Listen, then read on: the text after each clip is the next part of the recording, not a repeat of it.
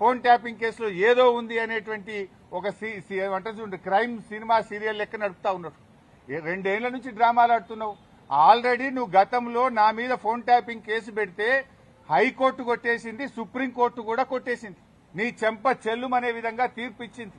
నువ్వు పెద్ద పెద్ద అడ్వకేట్లను, రాష్ట్ర ప్రభుత్వ డబ్బులను, కోట్లాది రూపాయల డబ్బులు ఖర్చు పెట్టి పెద్ద పెద్ద న్యాయవాదులను పెట్టినావు నా మీద. ఎంత పెద్ద న్యాయవాదులను పెట్టినా న్యాయం నా వైపు ఉంది గనక, మేం తప్పు చేయలేదు గనక, ధర్మం మా వైపు ఉంది గనక హైకోర్టులోకి మేము గెలిచాం. సుప్రీంకోర్టు కూడా నీ చెంప చెల్లుమనే విధంగా నువ్వు స్పెషల్ లీవ్ పిటిషన్ వేస్తే కూడా కొట్టివేసింది. న్యాయం నిలబడ్డది, ధర్మం నిలబడ్డది. అయినా నువ్వు మళ్లీ పిలుస్తున్నావు. సుప్రీంకోర్టే కొట్టేసి ఇంకా మళ్ళీ పిలుచుడేంది డ్రామా? ఏంది డ్రామా? ఎన్ని రోజులు ఈ డ్రామా నడుపుతావు? 2 సంవత్సరాలు దాటిపోయింది. అంటే ఒక కంటిన్యూస్ గా ప్రజల్ని ఎంగేజ్ చేయాలని, మీడియాను డైవర్షన్ చేయాలని, ప్రజల అటెన్షన్ డైవర్షన్ చేయాలని నువ్వు ఎంత డైవర్షన్ చేసినా నేను ఎడవం. నీ బొగ్గు కుంభకోణం గురించి నిలదీస్తూనే ఉంటాం. నువ్వు ఆంధ్రాకు అమ్ముడుపోయిన విధానాన్ని నిలదీస్తూనే ఉంటాం. ఎల్టీపీ పాలసీ ఇండస్ట్రీ కుంభకోణం గురించి నిలదీస్తూనే ఉంటాం. నీ పవర్ స్కామ్ గురించి నిలదీస్తూనే ఉంటాం.